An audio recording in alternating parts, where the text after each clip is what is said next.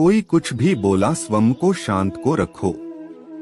धूप कितनी ही तेज हो, समुद्र सुखा नहीं करते।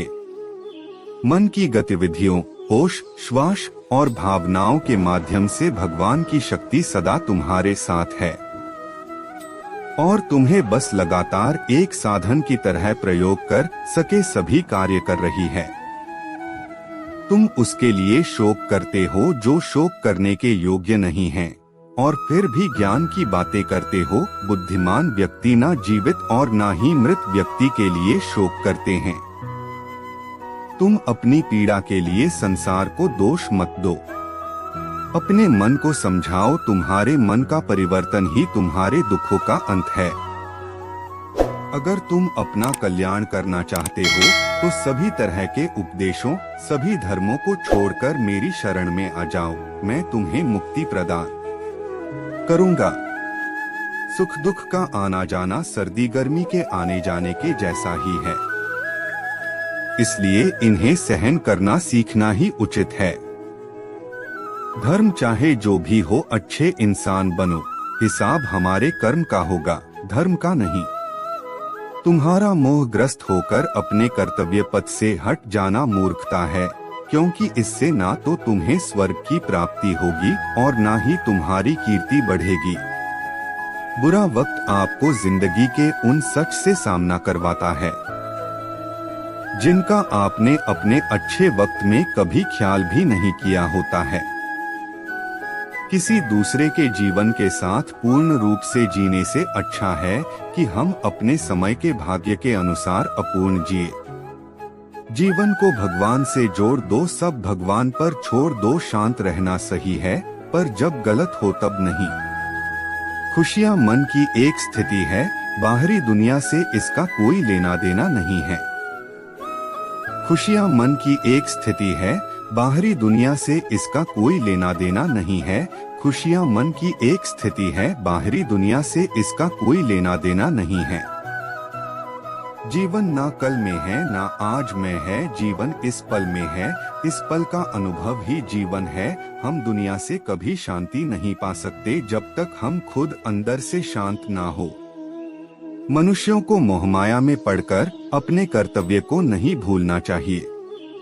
मनुष्य की इच्छाएं अनंत है। यदि इच्छाएं पूरी नहीं होती तो क्रोध बढ़ता है, और इच्छा पूरी होती है तो लोभ बढ़ता है।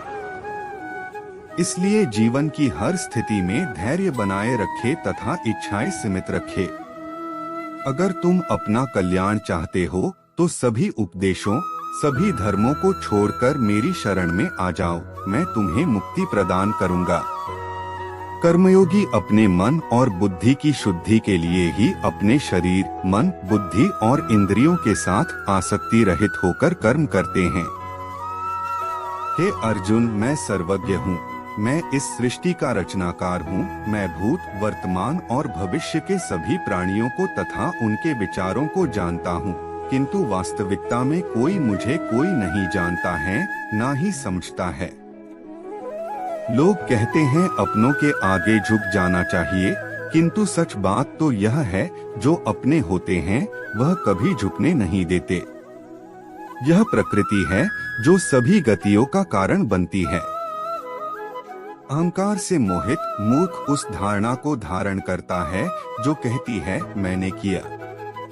गर्मी और ठंड, सुख और दर्द की भावना इंद्रियों के अपनी वस्तुओं के संपर्क के कारण होती है। वे आते हैं और चले जाते हैं चिरकाल तक। आपको उन्हें स्वीकार करना चाहिए।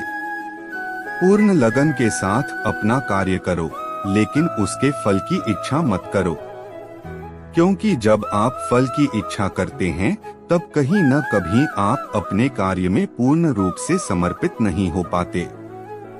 गति के लिए चरणों पर ध्यान देना आवश्यक है, किंतु प्रगति के लिए सदैव आचरण पर ही ध्यान देना चाहिए। प्रकृति द्वारा निर्धारित कर्तव्य का पालन करते हुए व्यक्ति ने कोई पाप नहीं किया। जिसका मन उसके वश में नहीं है, उसके लिए उसका मन शत्रु के समान है। वो मूर्ख हैं जो प्रेम को बकवास कहते हैं। प्रेम इस दुनिया की जड़ है जिससे दुनिया बनी है। अपनी इच्छा की शक्ति से अपने आप को नया आकार दें। अपने आप को कभी भी स्वेच्छा से नीचा न होने दें। बुद्धिमान अपनी चेतना को एकीकृत करते हैं और कर्म के फल के प्रति आसक्ति को त्याग देते हैं। मनुष्य अपने विश्वास से निर्मित होता है। जैसा वो विश्वास करता है वैसा वो बन जाता है। मन चंचल होता है, यह इधर उधर भागता है और किसी भी कार्य की एकाग्रता का दुश्मन है। लेकिन यदि यह व्यक्ति के वश में हो जाए तो इससे अच्छा कोई मित्र नहीं है। मन को एकाग्र करना जरूरी है, बस थोड़े से प्रयास और अभ्यास की जरूरत है। मेरे लिए न कोई घृणित है और न ही कोई प्रिय, न कोई निर्धन है और न ही कोई धनी, बस जो भक्ति भाव के साथ मुझे याद करते हैं मैं उनका हूँ और वो मेरे। श्री कृष्ण उन्हीं के हैं जो श्री कृष्ण के हैं। भगवान तो बस प्रेम भक्ति के भूखे हैं। जो भी उनकी भक्ति में लीन होता है, जो भी प्रेम से उन्हें याद करता है, वो सदैव उसका कल्याण करते हैं। मैं हमेशा तुम्हारे साथ और तुम्हारे आसपास रहता है, चाहे तुम कुछ भी कर रहे हो।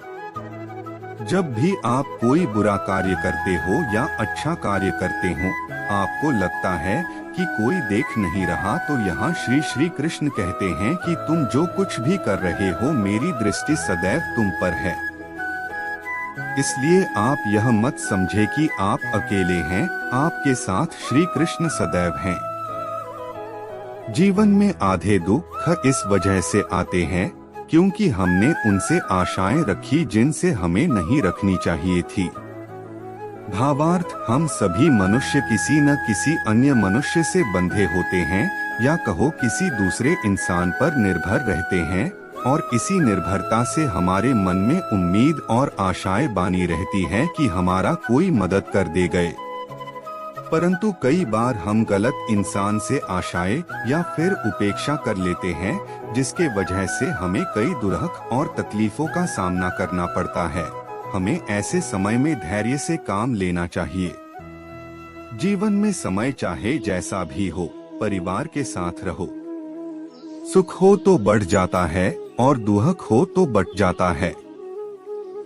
इस संसार में मूर्ख व्यक्ति, अधर्मी, अज्ञानी व नास्तिक प्रकृति का व्यक्ति मेरी शरण स्वीकार नहीं कर सकता।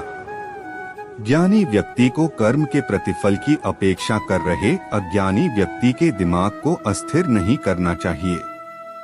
अपने जीवन में कभी भी ना किसी को आनंद में वचन दे, ना क्रोध में उत्तर दे और ना ही दुख में कभी निर्णय ले। किसी और का काम पूर्णता से करने से कहीं अच्छा है कि अपना काम करें, भले ही उसे अपूर्णता से करना पड़े। मैं ही इस सृष्टि की रचना करता हूँ, मैं ही इसका पालन पोषण करता हूँ और मैं ही इस सृष्टि का विनाश करता हूँ। जो कुछ हुआ अच्छे के लिए हुआ, जो हो रहा है अच्छे के लिए हो रहा है, जो होगा वह भी अच्छे के लिए ही होगा। जो कुछ हुआ अच्छे के लिए हुआ, जो हो रहा है अच्छे के लिए हो रहा है, जो होगा वह भी अच्छे के लिए ही होगा। तो सकारात्मक रहो और अपना कर्म करो।